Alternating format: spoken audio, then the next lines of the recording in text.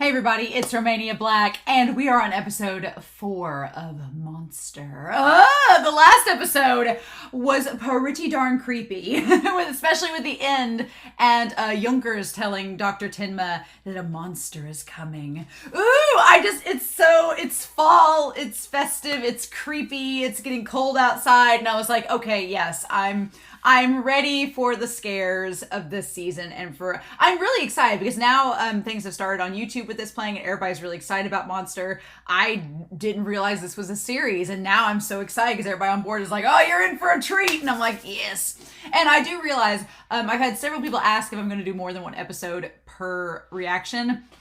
I just can't. I've gotten between 40 and 50 minutes of discussion for one episode alone, and I know that this is just the beginning and it's going to get crazy. With my scheduling, I can't do more than one. So those of you that are going to beg me to do more than one, I'm sorry. When we get cliffhangers, we're just going to get cliffhangers, and we'll just have to deal with it. I have a lot of cliffhangers in my other series that I'm watching. I'm a seasoned cliffhanger professional, so I can handle it.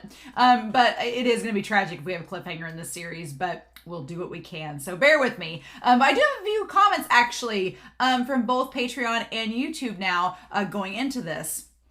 Banana7 was talking about, in historical context, just to bring some historical context, back in episode 1 with Dr. Tenma and the Turkish family, the woman and her son, her husband died.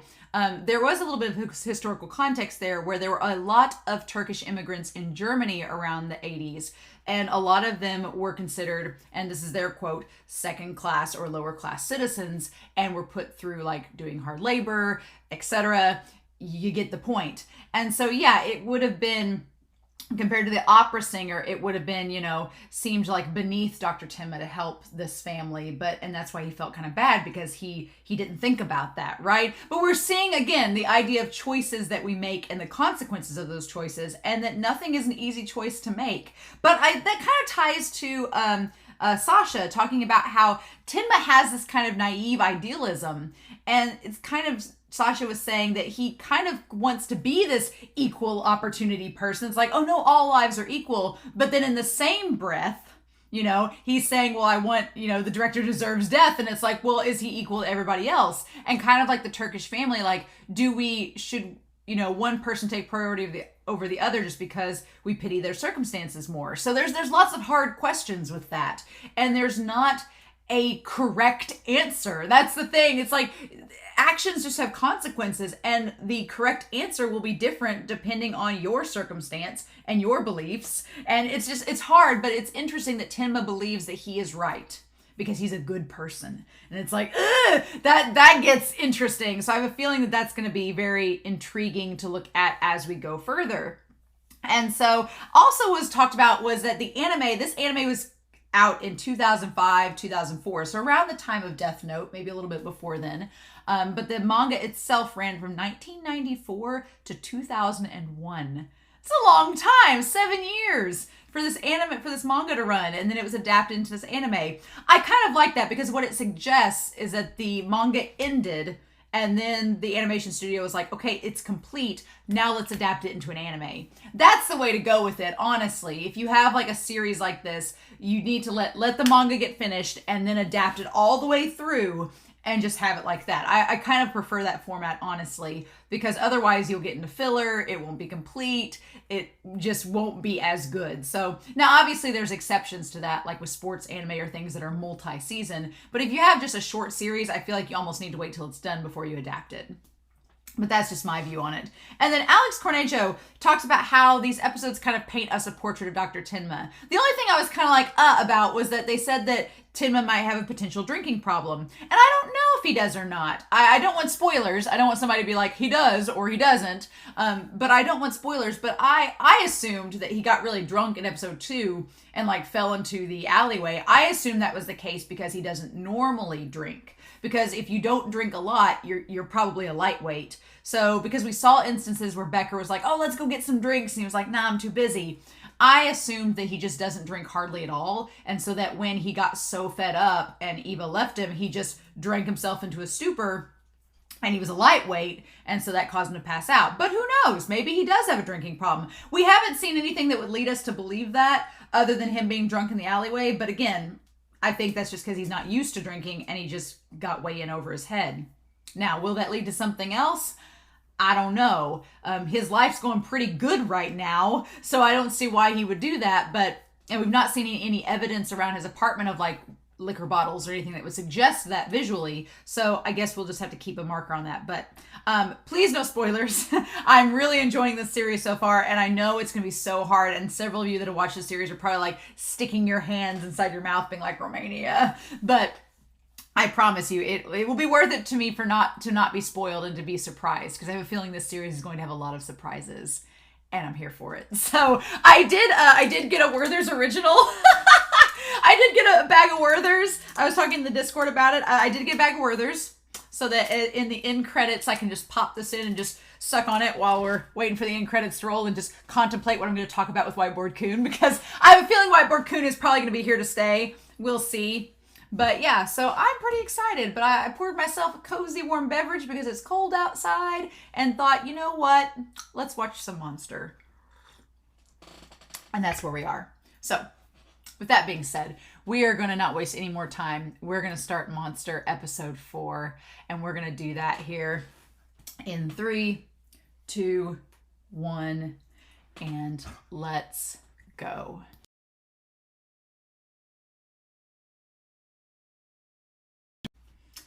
I'm kind of surprised, if I'm honest. The monster. I'm not surprised by the monster being the boy. No, not surprised by that, because that seemed like as soon as that kid opened his eyes up, like in episode 2, I was like, oh no, this is something creepy about that boy. So I'm not surprised it's him. What I am surprised about is that this series is 74 episodes long.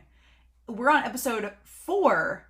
And we have been properly introduced to, as far as we know, the potential bad guy of this series, and have seemingly found a lot out about him that I thought we were going to have to wait a long time before we got more information on. A long time. So I'm so curious why. I mean, I know the mangaka has a plan, and this series is intricate, and I don't want to know. Let me say first and foremost, I am probably going to posit some theories on Johan, or aka the monster, and some things about him and Tenma that are probably going to be way off base. I don't want you to tell me whether I'm right or wrong. Please don't. I'm not one of those reactors that wants to be corrected. No.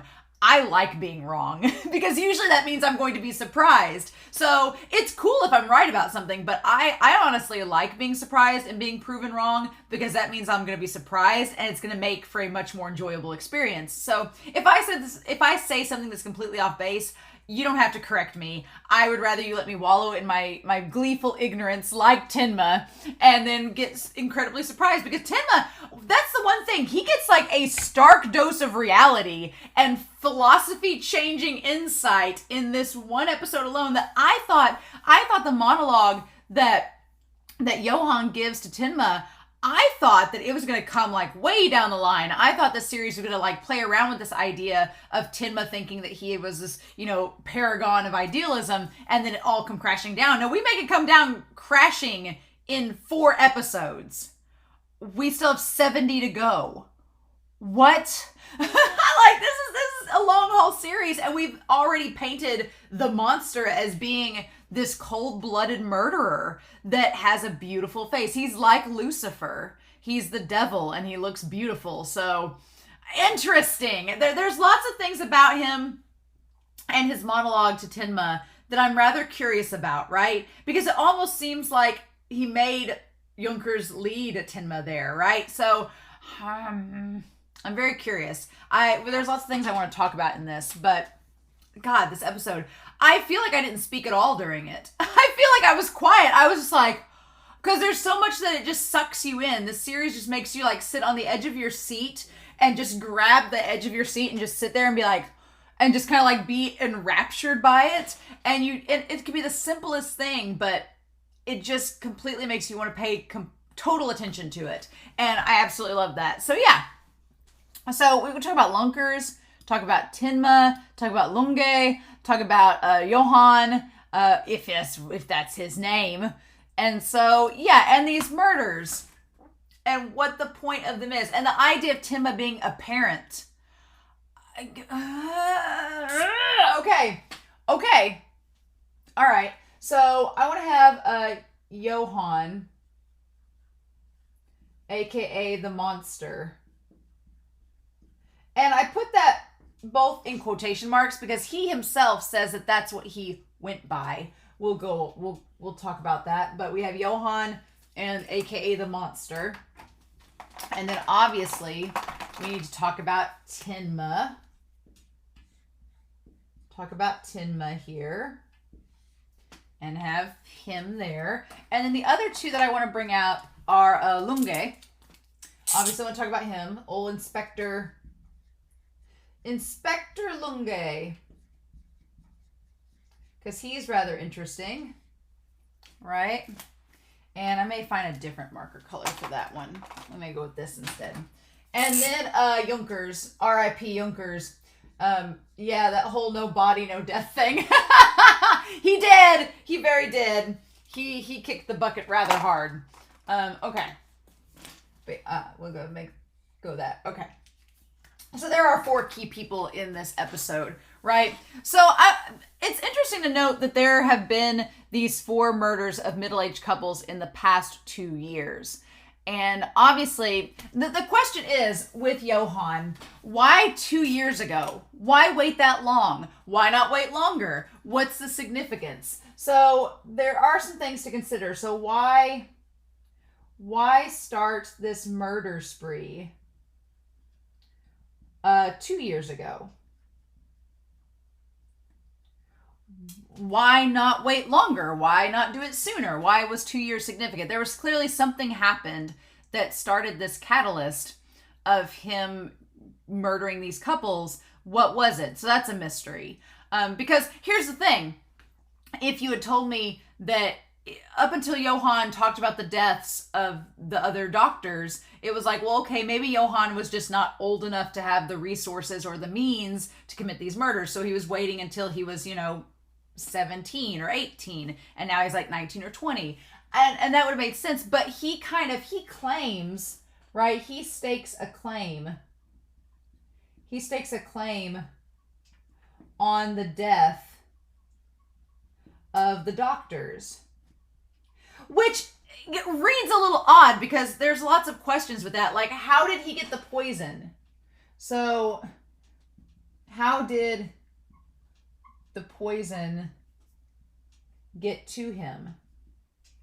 Is he just claiming the deaths as his own and is just taking claim over them and they're not really his, right? Because Tenma wasn't there. He doesn't know that the doctors took the candy. He doesn't know that it was all just a happenstance, that it wasn't really the boys' fault that they took the candy. They were just greedy and took it. Somebody else was trying to poison him. But Johan seems to claim the death and murder as his responsibility. So that's curious for a number of reasons. One, why would he claim that? Why would he say that he did it when we, the audience, know he was passed out during all that and he couldn't possibly have done it? I mean, it's probably to make himself look more threatening. Sure. But then the other question is, well, if he was capable of killing those doctors when he was like 10 or 11, why did he wait up until 2 years ago before he started his own murder spree? Again, there's little bits and pieces we don't know yet about Johan's story. And the way he is as a character, he's not afraid to kill someone point blank in front of another person. So that says that his character doesn't care what you think about him. So how do we know that he's not just lying about all this, about killing the other doctors? How do we know? We don't. So it kind of is a big old question mark with Johan, right? Where's the sister? Does the sister know that he's a murderer? So is he in contact with the sister? I wouldn't be surprised either way. It's kind of hard to gauge at this point in the episode and this point in the series, because if you told me that if we find out over the course of the series that she is not connected to him, she went off her own way, did her own thing, and is now living her own life and knows nothing about Johan, which would probably be better, I could believe that she kind of made her way, he left her alone and she went off and did her own thing. Or it could be that she does know him but doesn't know he's a murderer. She could know. It's like one of 3 things. Either she's gone off on her own, she has no clue about her brother, and the connections that he has and all of this, and she's just living her own life. 2, she does know her brother and or lives with him, but she doesn't know he's a murderer, and so she lives her own life, and he just is putting on an act in front of her. Or 3, she's an accomplice and they're doing it together, because Lunge seems to suggest that there needs to be at least 2 people, possibly 3, to pull this off. So that's the question. Is she just as responsible? Like, did he hypnotize her when their parents died? Because, I mean, did both of them kill the parents and then she freaked out about it and shot him? Maybe. And then he was like, or did he hypnotize her and make her do it?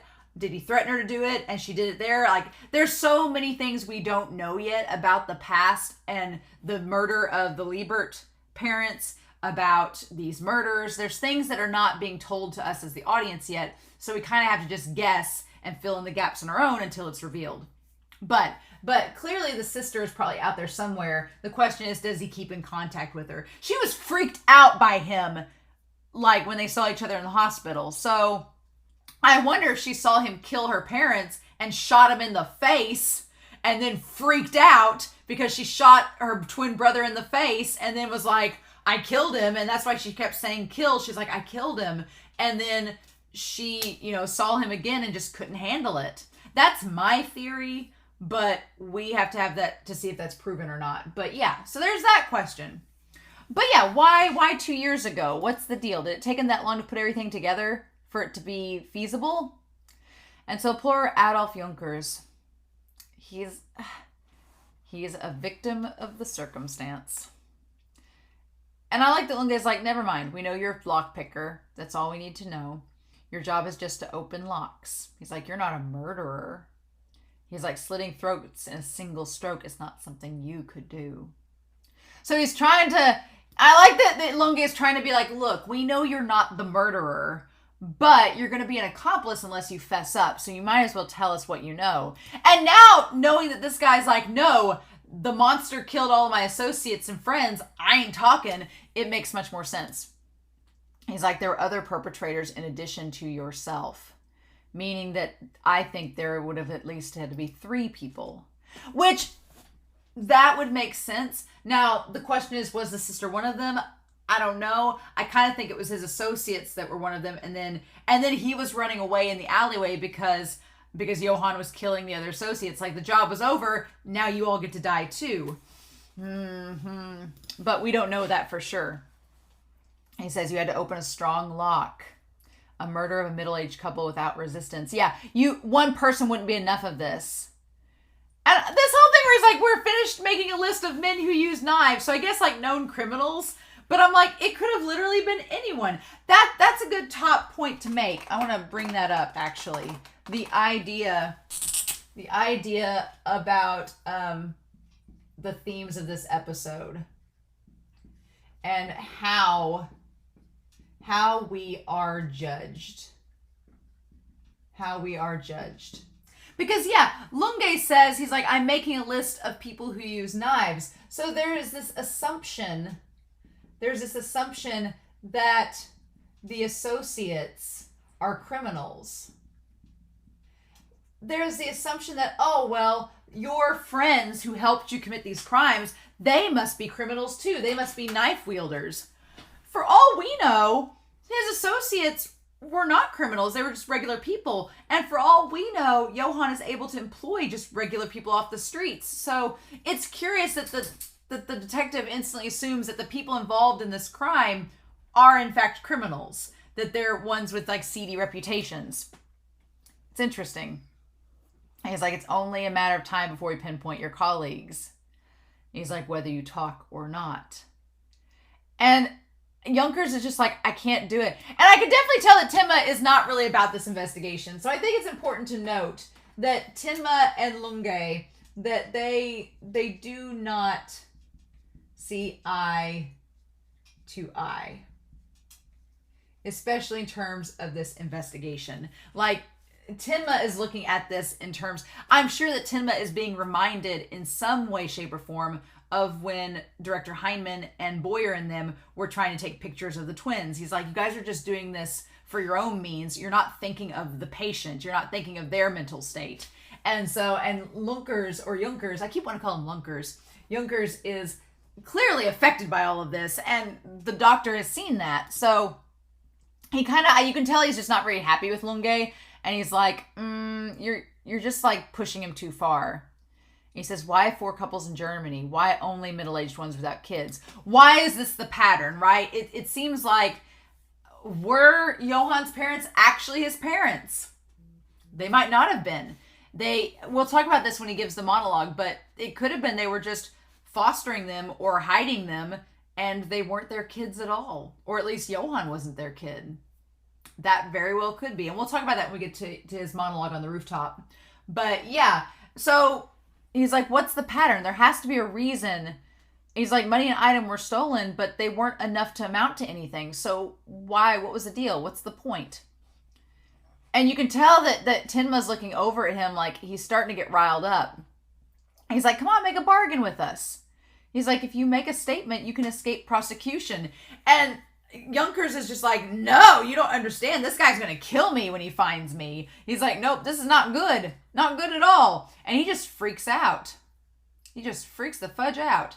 And Tenma, of course, is like, you all need to leave. This guy's clearly mentally unstable, and this is just riling him up. You're not making things better. He's like, I'll have to ask you to end this questioning. And Lunge says at first, no, just a little bit more.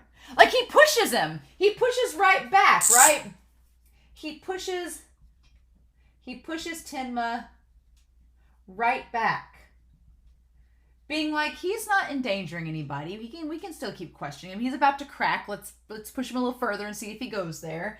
And I think that he is still very suspicious of Tenma in all of this. I feel like he's very suspicious of Tenma throughout all of this. That he's like, look, I think he's just like, look, you seem rather suspicious. And because honestly, all of this does not make Tenma look great at all. It doesn't. And we'll talk about that at the hospital scene. And I have kind of like a crack theory that I'm hoping is wrong, but I don't know. I'm hoping that it's wrong. I think it is. I think there's like a 1% chance it's even remotely possible, but I'm good, remotely possible, but I'm just going to like throw it out there later. Just for the sake of being fun, because it's fun to throw crack pairings and crack ships out and crack theories out too. So yeah, Tenma and Lunge just being at large and at odds with each other. And he's like, fine, I'll come another day, but I'm going to put a guard up here to watch him closely. He's like, so that he isn't poisoned or doesn't disappear. Well, funny that, because not only is the guard poisoned, but Junkers disappears. So it's just like, the things that Lunge says are going to happen actually end up happening. It's kind of amazing. And Tenma's just like, well, excuse me, why are we putting a guard up? He's like, for some reason, all kinds of trouble seems to happen around you. You're quite saddled with misfortune, sir. He says, it seems just so weird that all this bad stuff happens around you. Like, how does that work? I don't know. But it's weird that Lunge, the 2 means of death that he points out are actually what end up happening. It's kind of crazy. And yeah, Tim was like, are you suspecting me of anything? And he's like, oh no, it's just a joke. It's in poor taste, because he is kind of suspecting of him. And I like how the other detective just has this like side eye, like cocky eyebrow. He's like, trying to maintain his comb over there. And I like that Lunge's just peace out. See ya. Not gonna worry about it. And Tim is just left with Adolf just losing it. So then we cut to the kids playing ball. Funny there's a boy and a girl playing ball. Funny that imagery, right? And so Tenma has this like sit down with him, talking about how it's a nice day, sitting down with Junkers. And he's like, I know you can talk. You want to speak. He's like, on days like this, it makes you glad you're alive. And God, Tenma, this idealism that is, he's just trying to be the good doctor, right? That he tries to play the good doctor. Okay? There is that aspect of it where he's like, he talks about how it's good to be alive. He is trying to worm his way into the situation with Junkers to make him talk. But it's very good cop, bad cop. You have Lunge, who's like the bad cop, and is like, oh, we're going to out your friends and arrest all of them, so you might as well tell us. And he's like, mm-mm. And then you kind of have Tenma being the good doctor, but also the good cop. because he's basically getting him to confess, oddly enough. So it's kind of like he's a policeman himself. It's on days like this that make you glad that you're alive. I need days like this or it becomes unbearable. I see people in life and death situations every day. That's why it's easier for doctors to focus on fame and research.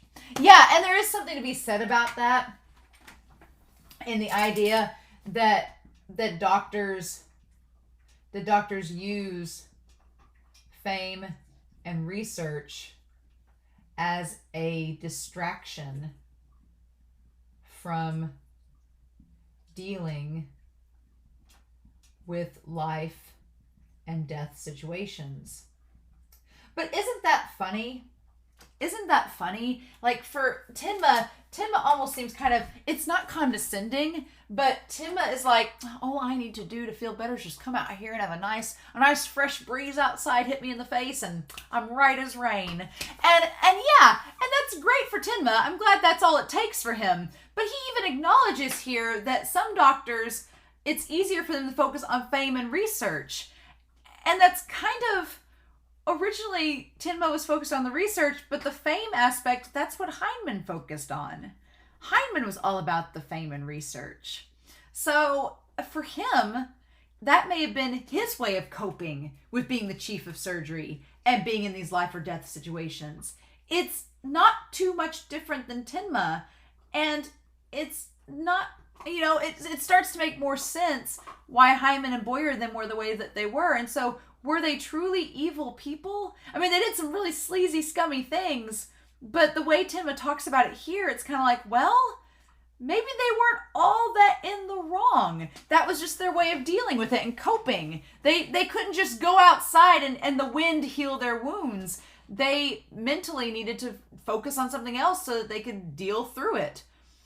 It brings up some interesting questions, but the way that Tenma phrases it, it almost seems like he kind of looks down upon people who use fame and research as a coping means. He's like, well, that's why it's easier for them to do that.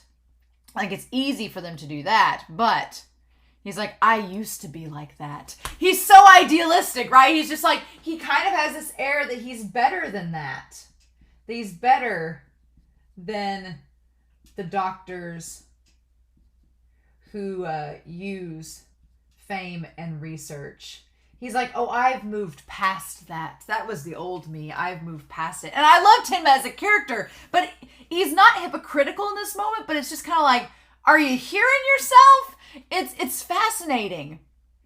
Where he says, I tried to gain a reputation and do my own research.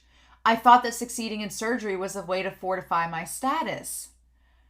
But after performing a surgery on a certain boy, I changed. So he uses Johann's surgery as a catalyst, saying, well, after that point, I gave up on the fame and research, and I changed for the better. And he was the elder of fraternal twins. He was shot in the head because he'd been shot in the head because I saved him. I was able to return to being a real doctor. So for him, Johann was the means for him becoming a real doctor.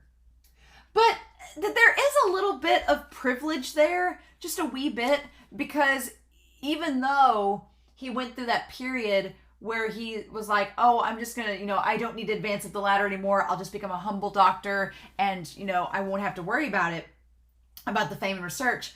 He's the chief of surgery.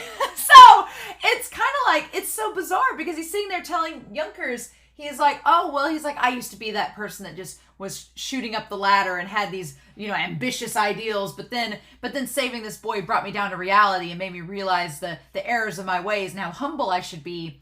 Oh, and I'm the chief of surgery now. And I have a pretty decent job and a lot of fame and respect. It's one of those things, it's like, well, it's hard to say because I like Tenma's character so much, but that idealistic attitude where it's like, well, should you have practiced what you preached and turned down the chief of surgery job and went back home to work as a humble person in a clinic? Because he kind of ended up seeking after the fame in the end by taking the position. So, and I know it's not, I don't want to talk down about Tenma because I love him as a character, but it's just that he is so unaware of these things as he's talking to Junkers. He's unaware of the fact that he's it's like him saying, he's like, well, I'm not that posh. I mean, I buy, luxury coffee every day, but I'm not posh. I still, donate scarves to Goodwill. Like, it's kind of like that. It's kind of like saying, oh, well, I'm not elitist or anything, and I'm not posh, but I mean, I know I pay $3,000 a month on rent, but I'm not posh. It's just kind of like, well, but you are, and there's nothing wrong with that. Just don't say that you're not. That's kind of what I'm getting at, is that Tenma, he wants to tell Junkers about what a good doctor he is and how he's so different than Heinemann. He's like, I'm beyond those vices of fame and research, but he's saying that as the chief of surgery in the same position as that man before. So there is a little, not hypocrisy, but there's a little bit of lack of self-awareness that Tenma has, where he still believes he's this paragon of idealism and, goodness, and that's not perhaps the case. And Johan just shoves it right in his face at the end, right? The weight of people's lives are all the same, and a doctor's work is to save those lives. So this is his preaching. He's like, all lives are equal. All lives are equal and worthy to be saved. That's what he's preaching. And it's like, ugh, it's so idealistic, right? And so then and then right after he says that, I thought this was so interesting. Right after he says that, he gives the kid back his ball. Now, I think that that's like symbolically important, because he just got done saying all lives are equal and worthy to be saved. Kind of like we don't pick and choose who we help. We just help whatever's given to us. But then right after that, the ball lands to Tenma. Does Tenma let the ball go and let the boy get it on his own? No, he helps him. So it's like, is he going to help the girl if the ball goes to him from her? Is that even going to be a possibility of something happening? It just seems like that moment is connected with the symbolism, and I really like it. But yeah, and he waves and gives the ball back to them. And he's just sitting there like, you can start over. It's not too late. It's funny that whole you can start over, it's not too late line is thrown out to Junkers. It's happened in a recent show that I've been watching. It's happened in My Hero Academia. I won't spoil that series for you, but that's been a similar dialogue that's happened in that series. And that's easy to say from where Tenma's sitting. Oh, you can just start over. I'm like, can he? If he's arrested for being an accomplice to murder, can he just start over? How does that work? I feel like he's going to go to jail for a while and then maybe get a chance to start over. And it's not going to be easy for him. And he's like, doctor, he's like, you and I are close in age, but you're like my old man. He's like, you feel like a parent. You saved my life. You're like, I feel like you're my parent. So 2 people now have said to Tenma that he has saved their lives. He has saved their life. And that has made him be like a parent to them. First, Junker says that, and then Johan says that he's like their parent. Which is kind of just, it seems like it's an odd thing for Junkers to say because they are close in age. And then when Johan says it, it's like, oh, you're like the father of this murderer. You're the enabler who has let him get away with this. And Tenma, with Junkers, he just kind of throws it off as a joke. He's like, oh, I've got a big kid. Ha, ha, ha, ha. And so then Junkers confesses. And he says, when I was little, I wanted a mechanical clock. He's like, the kind where the Nutcracker doll would stroll out on the hour. And he describes the clock breaking the nut. That's all he wanted. And he says, I'd press my face against the show window of the watch store, wanting it. He's like, my first break-in was that store. So, for Junkers, his whole thing is like, he's like, all I wanted was that clock.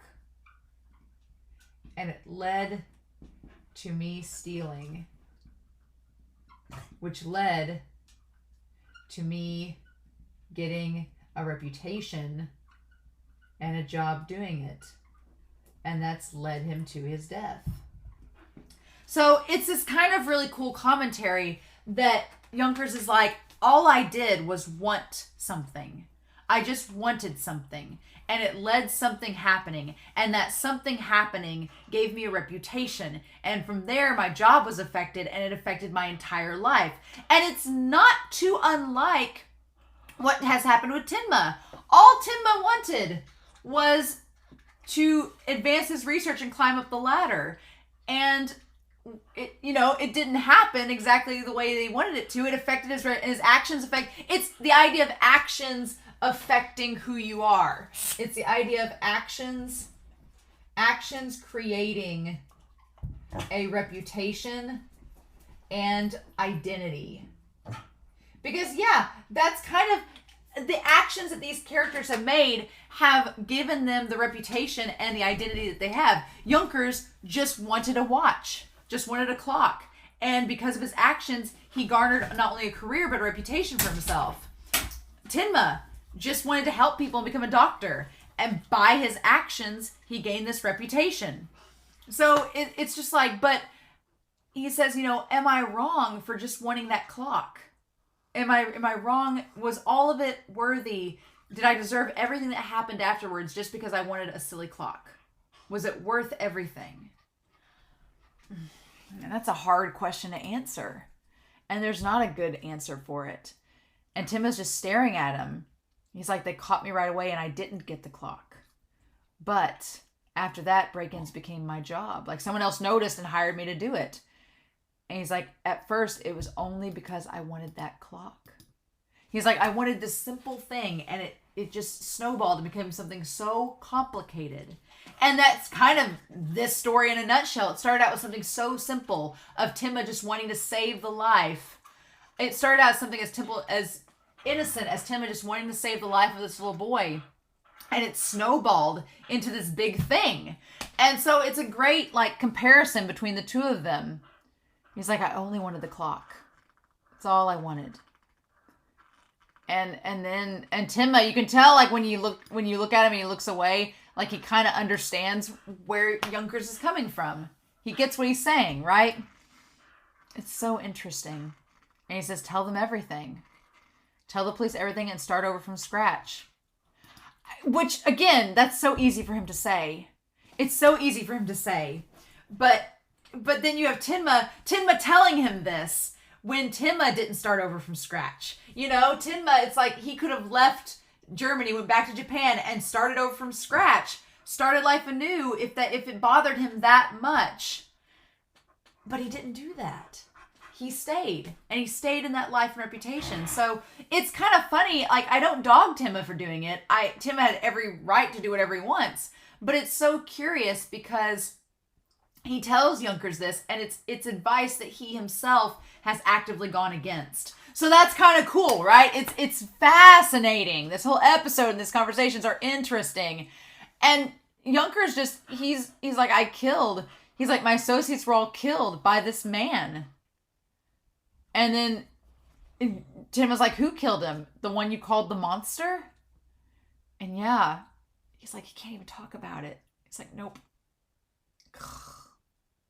I do like that there's a blue stop sign in the streets. I'm guessing it's so funny, little cultural things. In the US, the stop signs are red, and in this country, they're blue or green. It's just funny how a symbol slightly being changed, just instantly impacts you.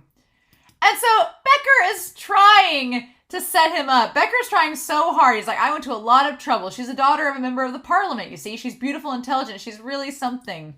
I'm like, Becker is doing everything he can to hook this guy up. I'm like, Becker, you should start taking these ladies out on dates, or maybe they're too young for you. But I'm just like, dude, Becker's trying to be a wingman, and it's just not working. He's like, I have to meet her first.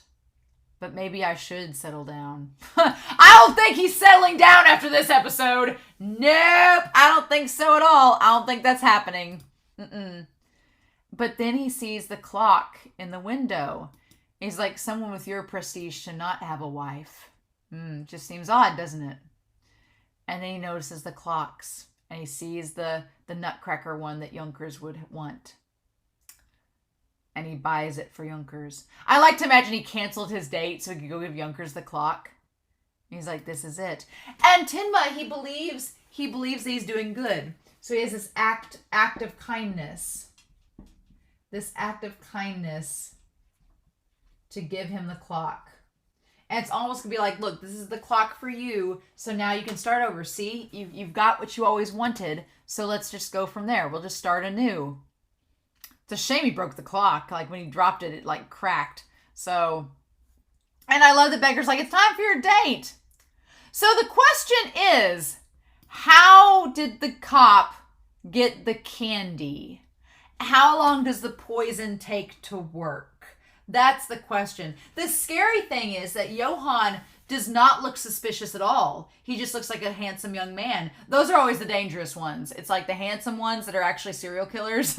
That they're the dangerous ones, right? So Johan, I'm going to guess, my theory is that Tenma, when he took Junkers out for a walk, because the doctor the guard was like, hey, let's go out for a walk. He didn't go with them. So it's curious. I feel like there's a possibility that he poisoned the cop while they were out. Meaning that Johan figured out that Dr. Tenma was there. He figured out Dr. Tenma was in the facility and was like, oh, it's him. And he was the physician for Junkers. I'm going to guess that while they were out on their stroll outside, that the cop got a piece of candy from, maybe Johan was dressed up as an orderly. Maybe that was the case. And he's like, here, you want some candy? And the cop took one and he was like, okay, thanks. And left. Maybe someone else offered him the candy and it wasn't Johan. Maybe there is another member involved. Don't know. But I do find it interesting that, again, this is all about choices that people make and how we have to live with those choices. The officer made a choice to eat the candy. The officer made a choice not to go outside with Junkers and Tenma. I would have gone outside when the guard was like, I'm just going to stand here, and he's like, you shouldn't take him out. He might run away. And Tenma's like, well, come out with us. And he's like, I was like, why didn't you go? Why did you want to just sit there? There was nobody for you to guard. I would have gone outside with him to make sure that he didn't run away and sprint off. But he didn't do it. He chose not to. And I'm assuming that Johan snuck in and gave him the candy while they were out on their walk. Just like how the idea of Junkers chose to steal the clock. It was his choice. He had to live with it. And now Tenma, he chose to stay behind. He chose to save Johan. All these ideas of actions and choices and their consequences are fascinating. And again, with choices, Junkers makes a choice. He decides to start over. He says it's not too late. He decides to start over. And he goes out to tell the cop, right? And what was he going to tell the cop? Like, the moment that the cop didn't answer the door, I was like, well, this is scary. I don't like this. And he asks if the policeman is there. And he says, I'll tell you everything, but can you call Dr. Tenma too? He wants Tenma to be there when he confesses. He wants him to be there to watch over him. Okay. And then we see that the guard is dead. Yeah, and oh God, it's so creepy. I don't like empty hallways like that. Nope, it's creepy. I don't like it. And of course the body slumps down right as he gets close to it. Nope, the body's dead. Junkers is like, the fudge, nope, not having this at all. And so then, this is the thing. It's like, Tenma does not help himself to not be suspicious. He doesn't. And I know that the one detective says, well, he has an alibi for why the guy wasn't poisoned. He wasn't there when the cop died. So, but they don't have the autopsy yet to know it was a poison. But I'm like, Tenma, you better have left. But he touched the wrapper. You don't touch evidence. He touched the wrapper with the candy in it. Well, now his prints are all over the wrapper. That's not good. Why'd you do that? Crime scene 101. You don't touch anything. No. And so him showing up like with the gift. Oh, he says, oh, I found something good. Like, here's the thing. I know he chased after Junkers, and he probably didn't have a choice. But it looks highly suspicious that he went up there with a wrapped gift. All the nurse saw was him go in with a wrapped gift. She doesn't know the cop's already dead. Doesn't know Junkers is gone. Is going to go up to find the gift. The body of the cop. Tenma and Junkers gone. And then find both of them later in this warehouse. it seems kind of suspicious, right? And I know that we, the audience, know that Tenma is not guilty in this case, but it's still kind of creepy. And like hell, I would have gone down that alleyway by myself. There's a dead guy there and you want me to go chase, and that door is conveniently propped open like a horror movie. Why do you think I would know? I would have gone down and got that nurse, been like, call 911.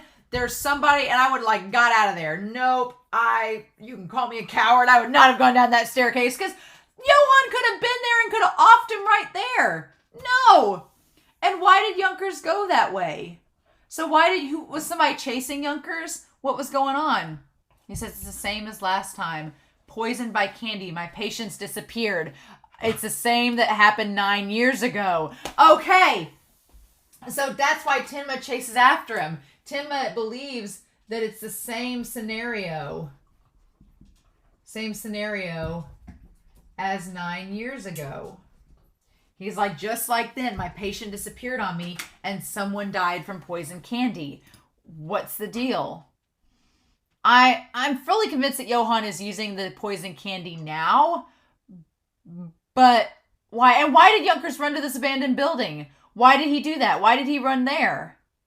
What's the deal? Why did he run in there straight to him? I don't understand. That's what's curious about it. He's like, why did he run right to where Johan was? Or did Johan chase him? Did Johan tell him to come with him? Maybe Johan told him to run after him so the doctor would follow. But what if the doctor didn't follow and then they just ran off?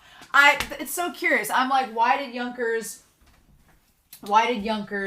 run specifically to that location? Why is that? And is the reason that he wanted Tenma around him when he confessed because he knew Johan wasn't going to attack Tenma? Maybe. I don't know. That there's a lot of mystery of why he went to that building when he did. Like, what is the deal? Because that building's so suspicious. Like, it's the perfect place to kill somebody, but why would you actively and voluntarily run there? Especially if you're trying to avoid that person altogether. I've got a crack theory, and I don't know. It's like 1% even possible, but I've got a crack theory. But we'll see. He says it's me, Tenma, and he says, "Doctor, you mustn't come." He says, "You mustn't come, doctor." Let's go back to, and he asks him to go back to the hospital. Everything's gonna be okay. He says, "Don't, doctor. You mustn't come." It's a weird wording, "you mustn't come." He says, "You mustn't see him, doctor." And he's like, him? He's the one who killed my accomplices. You'll be killed too. I'm like, what if he just turned around and didn't go anywhere? What if he did turn around and didn't go anywhere? What if he just like ran away and was like, oh, okay, cool. I'm going to go get the police. You hang out here. What if he'd done that? But he doesn't. Again, choices. He makes the choice to follow the voice. The scary voice that's telling you that the murder is right there.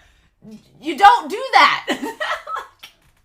Why would you follow that voice? But he does.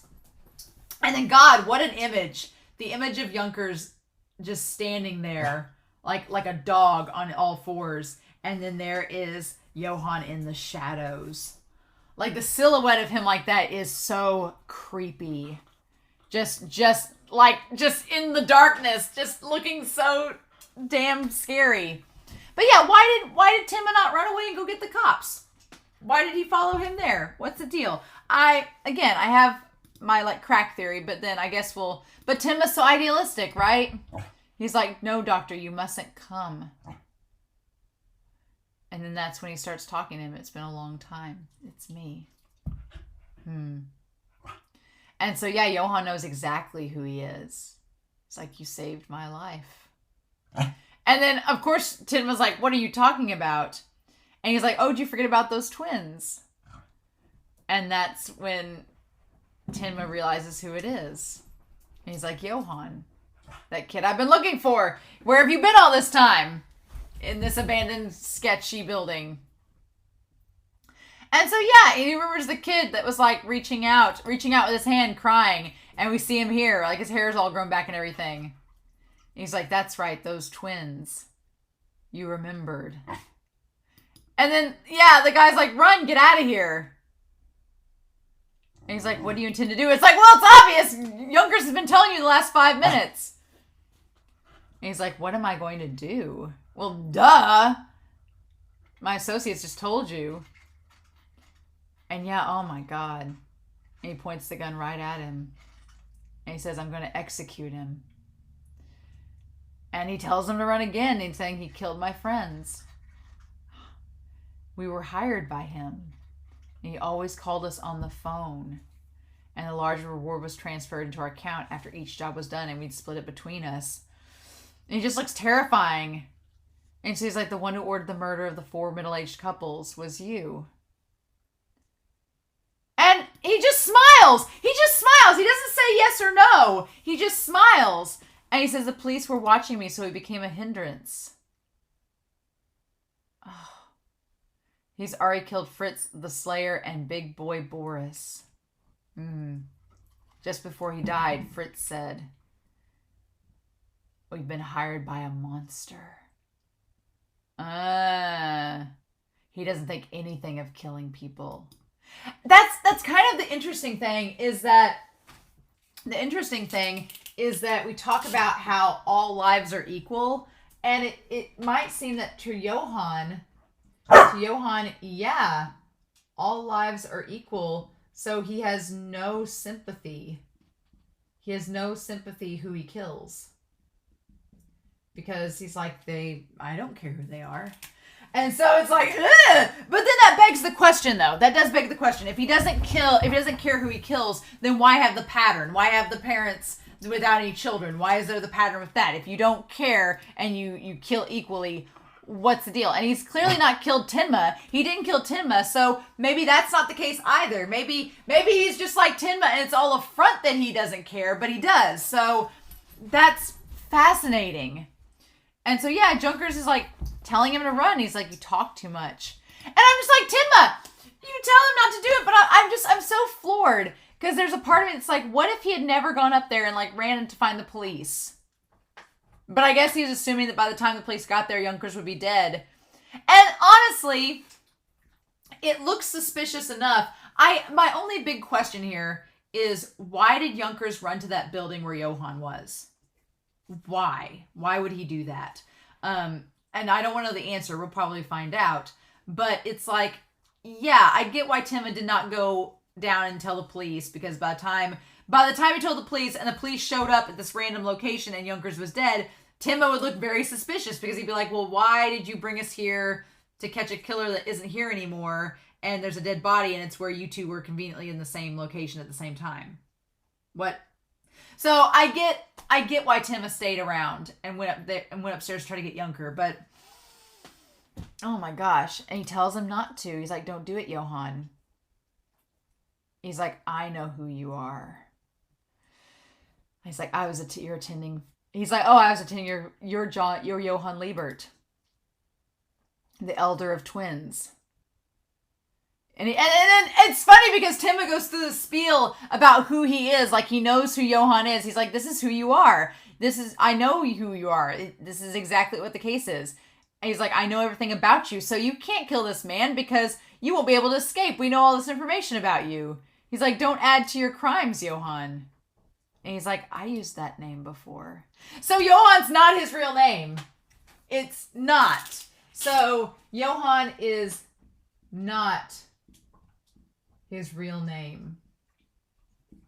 So the question is, were the Lieberts taking them in like as a witness protection program? Did they were taking them in and they weren't their actual biological kids? That him and the sister were like enemies of the state or something, or like wards of the state that they were fostering, and they made them change their name? Or is he literally the devil and he's just taking on different forms, and Johan was that kid? Because it is weird. Like, the first thing that was suspicious was back in episode 1 when we saw the twins. Johan was like looking off camera and he just seemed not bored, but detached. Like he wasn't all there, right?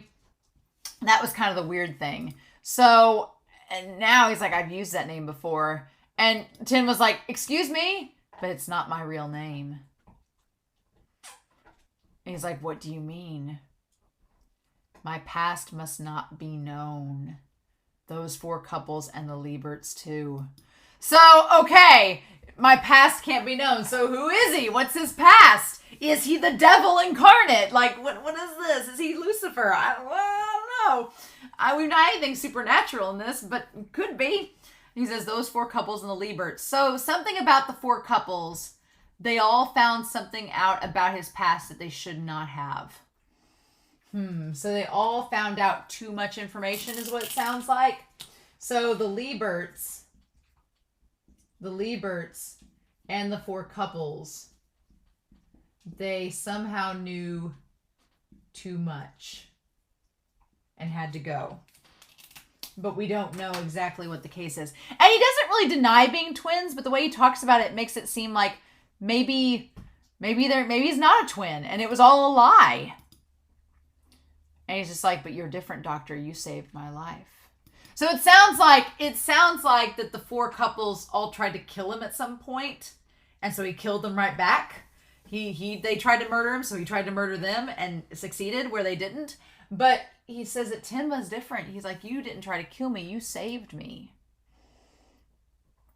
He's like, you're like my parent after all. Which is so creepy because Junkers called him a parent, and now this Johan is calling him a parent.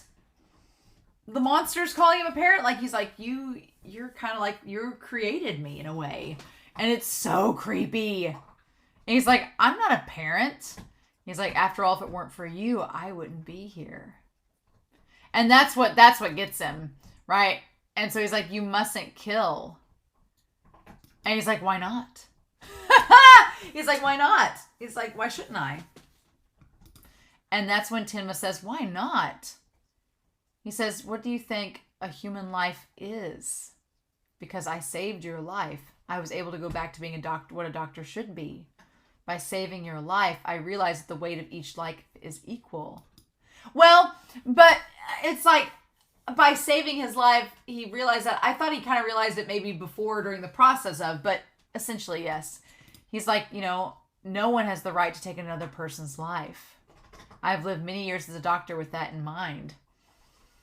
And then he gave this impassioned speech. He was like, no, all lives are equal and it's fine. And I've become a pristine doctor because of that philosophy. And I've dedicated my life to being an honest doctor. And you can't do this, Johan. I didn't save your life to become a murderer. And he's just like, and he starts laughing. He laughs at him and says,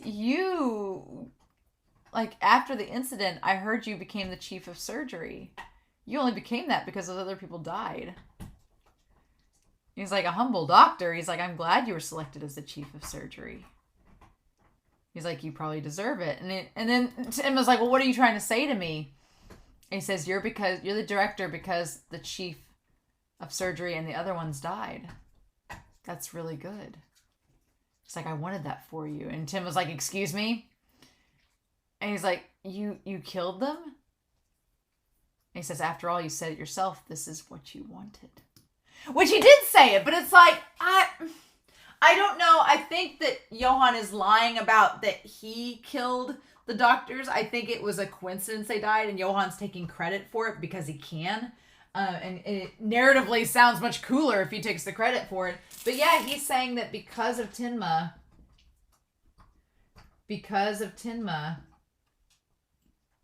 he is the way he is. It's that all important question of what do we do? He's like, this is what you wanted. He's like, when I became conscious, that's what you told me. And he throws it right back in Tenma's face. He says, you said you hated them so much you could kill them. And he didn't really say that, though. That's the thing. He said they're better off dead. He called him a bastard, Heinemann. He said Heinemann's a bastard and he's better off dead. That's what he said. Those were the words. He didn't say that he would kill them or that he wanted to kill them. He just said that they were better off having not existed. It's a little different. It's a little bit. But that's not how Johan interpreted it. As a kid, yeah, he's like, I am not wrong. He's like, I'm not wrong. That bastard. And he says, is better off dead. But that's how Johan interpreted it. And he's like, I did just as you wished, you know. The way his voice acting is, it's so soft and quiet and like a lamb, like not threatening at all. And then he like brutally shoots Yonkers in the head like 3 times. And Tenma's just having this like earth-shattering call to reality. And Yonkers is like, oh, doctor, I'm afraid. Save me, I don't want to die. And Johan... And when he says doctor, and Tenma can't do anything, and he shoots him in the head and kills him. I mean, at least he shot... It's funny he shot him right in the head where he was shot, right? But I mean, at least Yonkers didn't suffer. That was pretty instantaneous. But Tenma can't do anything. Didn't stop it at all. It just happened.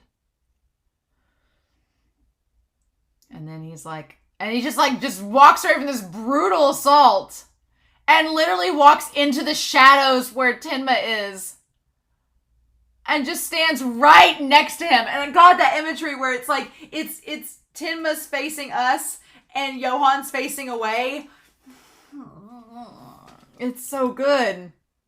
I was supposed to have died back then. You brought me back to life. So he's like, it's your fault that Yonkers is dead.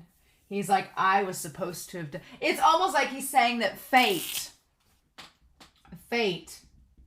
deemed me to die, but you intervened.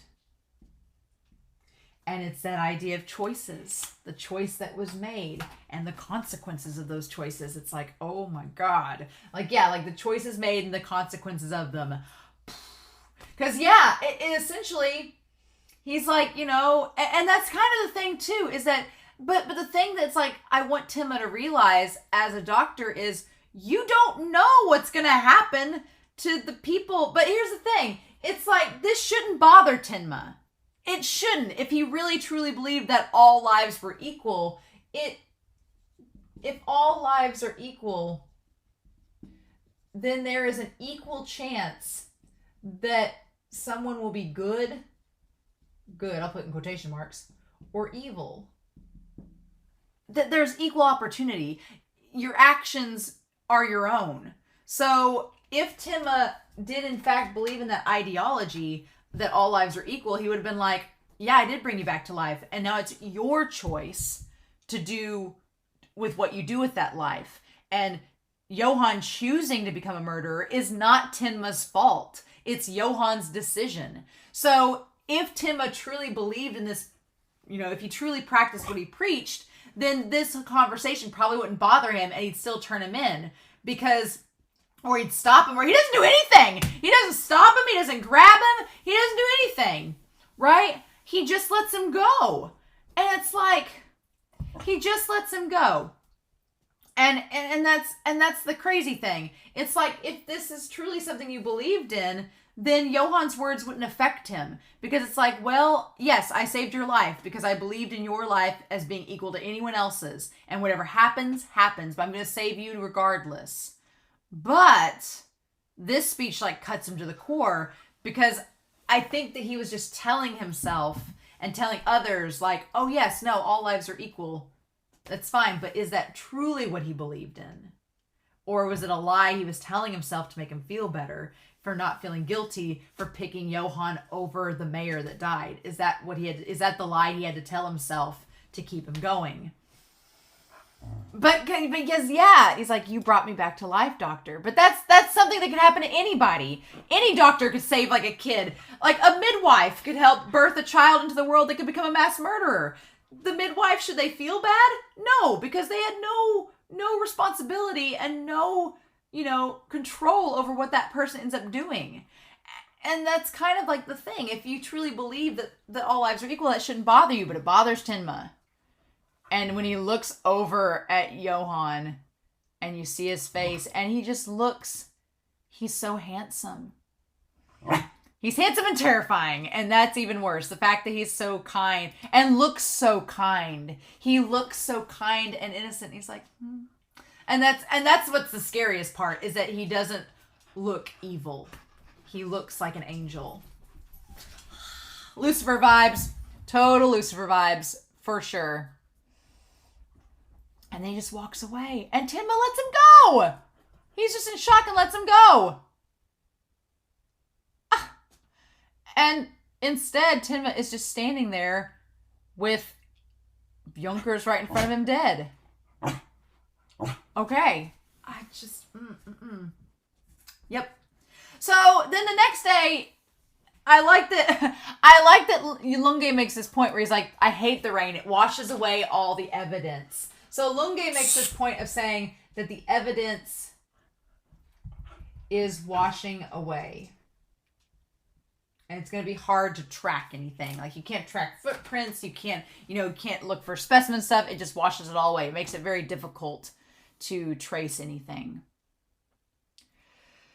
He's like, what about you, Dr. Tenma? And Dr. Tenma is in a shock. He is just completely floored. And Lunge doesn't seem too like, disturbed by it. He's like, okay. He's like, so let's just run through everything that you said, right?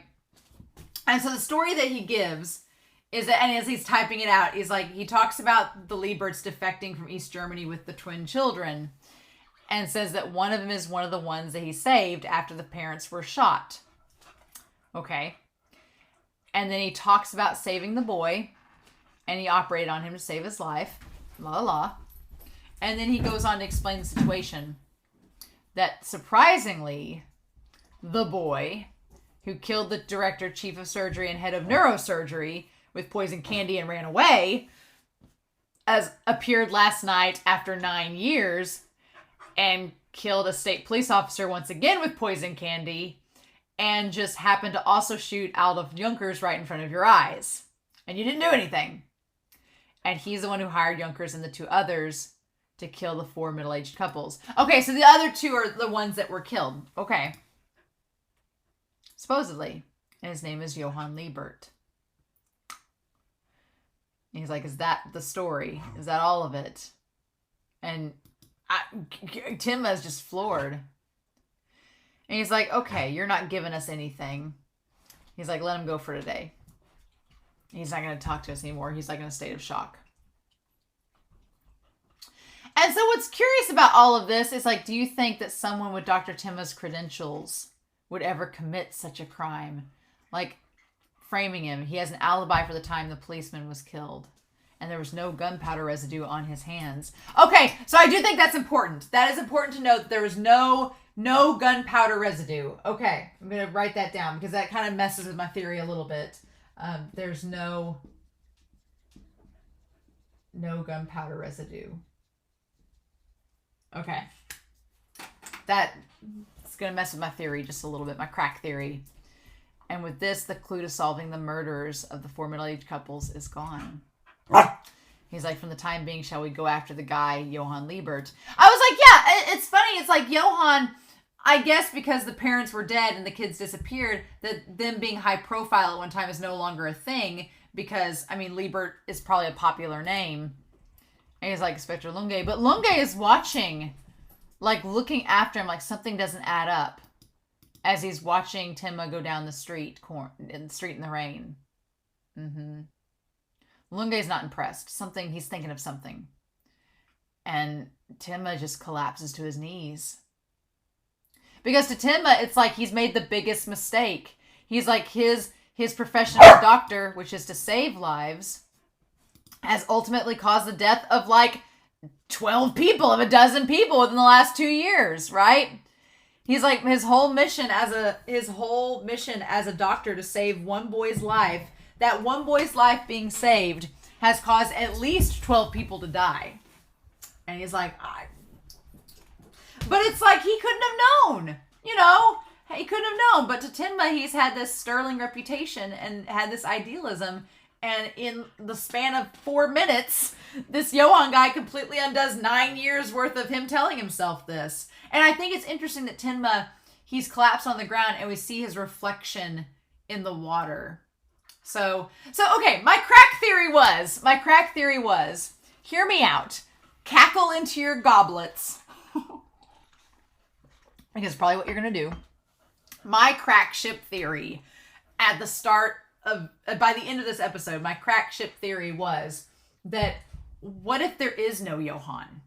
What if it's been Tenma the whole time? What if Tenma is a murderer and he just doesn't quite realize it? What if that's the case? What if Tenma is a murderer and it's all in his head? And that sounds insane, right? And it doesn't make sense, right? But here's the thing. It kind of it adds up in a weird way, to an extent, that because you have the candy, and you have him who knows the poison in the candy and how it could work. And so you have the doctors poisoned by the candy, the 3 that he clearly had a grudge against, and then they mysteriously die.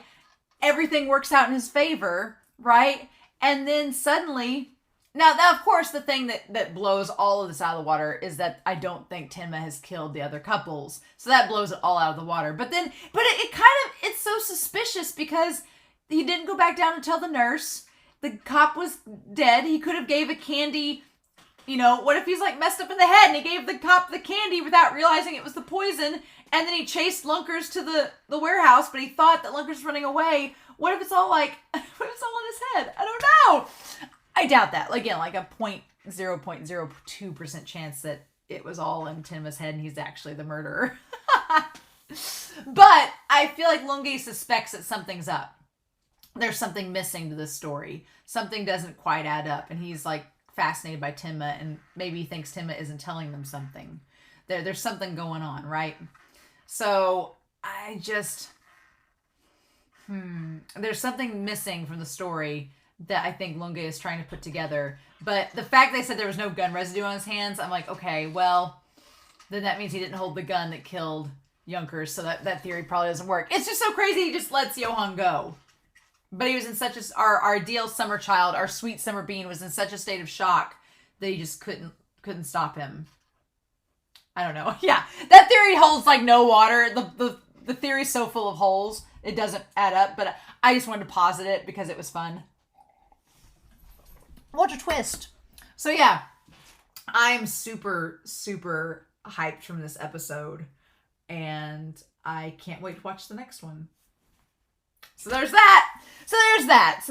So yeah, I obviously I don't want any spoilers, but I hope you all enjoyed this reaction and discussion. I'm very curious to see what's going to happen next. Johann's at large. How is Lunge going to go after him? Can he go after him? Are they going to take the candy wrapper and dust it for prints? I mean, it has Tenma's prints on it, so what do we do with that? But in any case, I hope you all have a wonderful week. Please stay safe, take care, and yeah, I'll be back very soon with more Monster.